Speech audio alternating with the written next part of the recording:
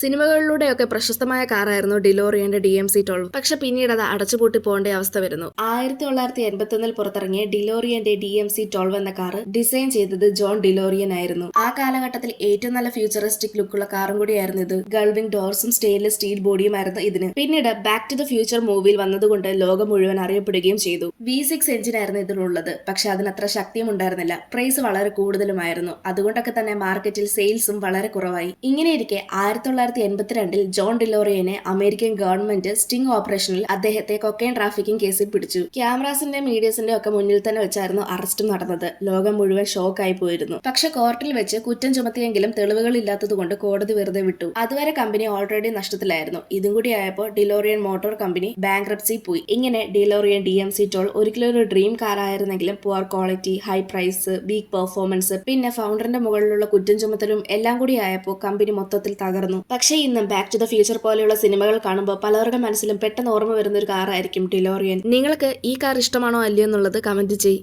ഇതുപോലെയുള്ള കൂടുതൽ വീഡിയോസ് കാണാനായി ചാനൽ സബ്സ്ക്രൈബ് ചെയ്യാനും ഇൻസ്റ്റഗ്രാമിൽ ഫോളോ ചെയ്യാനും മറക്കല്ല്.